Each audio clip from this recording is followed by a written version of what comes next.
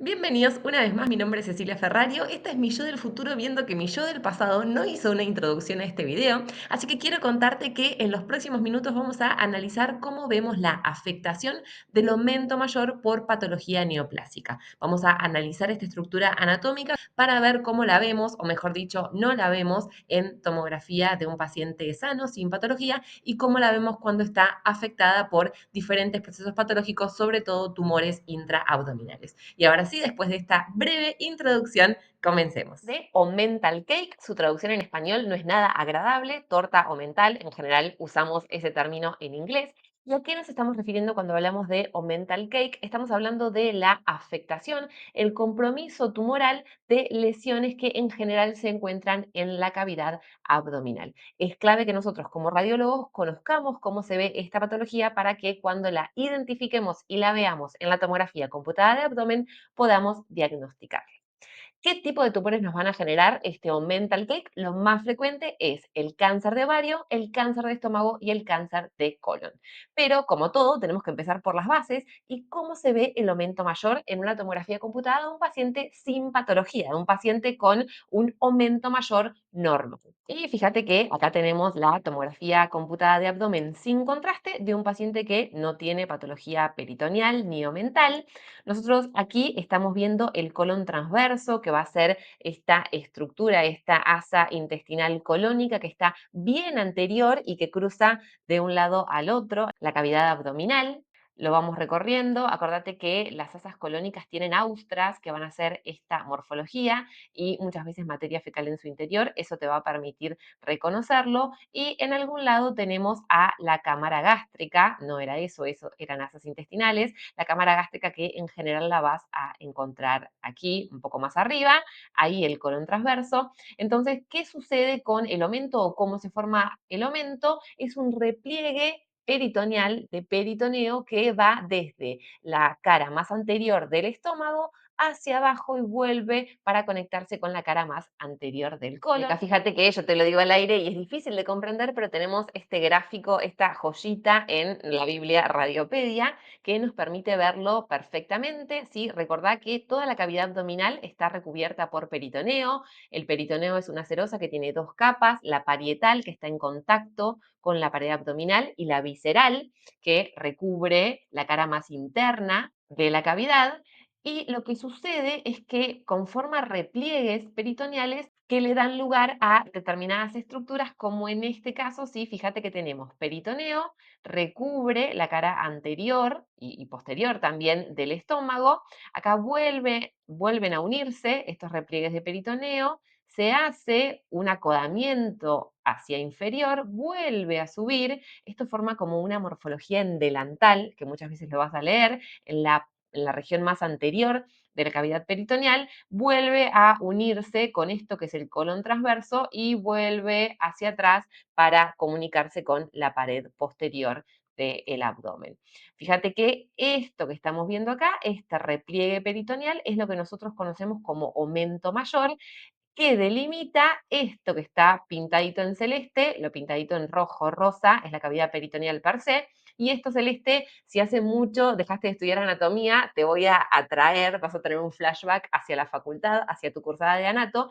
Esto es la transcavidad de los epiplones. Si hemos memorizado sus límites en aquellas épocas, si estás estudiando anatomía, seguramente lo tenés muy fresco. Pero este repliegue que vemos aquí de peritoneo es lo que corresponde o lo que forma el aumento mayor. Volvemos a nuestra tomografía normal y fíjate que nosotros debiéramos encontrarlo aquí, ¿no? Como por delante del colon transverso y yendo hacia abajo. Y si podés ver, acá no vemos nada. Y esto es habitual. ¿Por qué? Porque hay grasa dentro de la transcavidad de los epiplones y hay grasa en la cavidad abdominal, entonces densidades similares no me permiten ver sus bordes, y la serosa peritoneal es una estructura muy, muy, muy fina que si está sana, nosotros por tomografía no tenemos forma de evaluarla, ¿sí? Quizás aquí veas un poco de peritoneo, pero es una lámina súper finita. Lo mismo pasa con la pleura, lo mismo pasa con el pericardio. Quizás en el caso del pericardio es un poquito más fácil de identificar porque tiene grasa a los dos lados, pero fíjate qué finitas que son estas serosas. Entonces, cuando están sanas, en general, las hojas pleurales o las hojas peritoneales no van a ser distinguibles con este método para nosotros. Ahora, ¿qué sucede con un paciente que tiene patologías? Y esto lo estábamos viendo un poquitito al principio del video. Fíjate que este paciente es un paciente que tiene CA de colon. El CA de colon tiene una particularidad: cuando es un adenocarcinoma productor de mucina,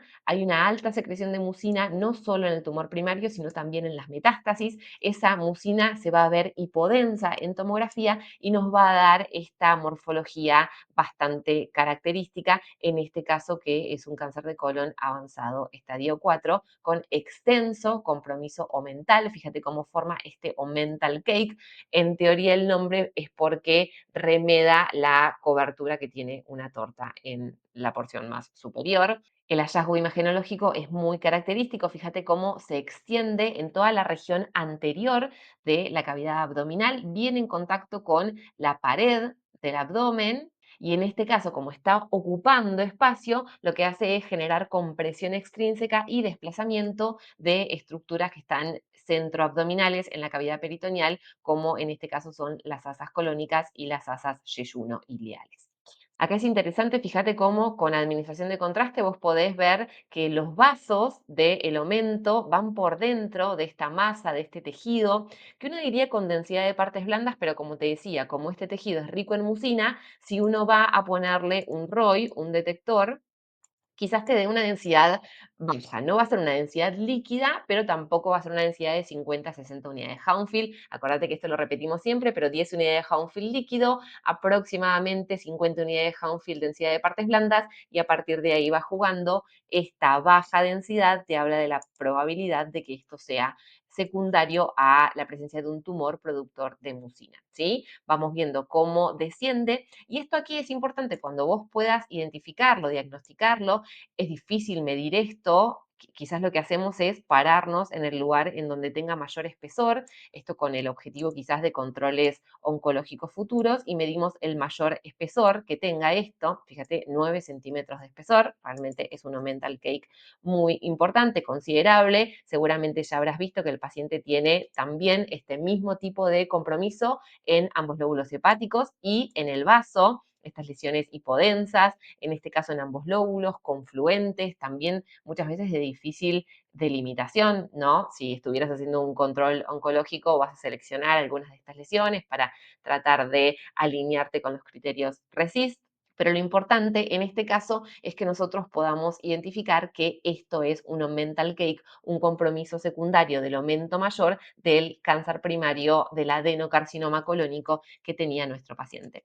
Como te decía, un elemento muy importante es tratar de identificar si es solo el aumento lo que está comprometido o si también existen otras áreas de implantes peritoneales, ¿sí? Vamos a volver a nuestra imagen. Tenemos peritoneo que recubre la totalidad de la cavidad abdominal. Entonces, uno puede tener un compromiso secundario, un compromiso neoplásico solamente en el aumento mayor, y esto obviamente no en el caso de nuestro paciente, pero en un caso de un paciente que puede ser candidato a resección quirúrgica, lo que se hace es una omentectomía y se resecan todas estas lesiones secundarias.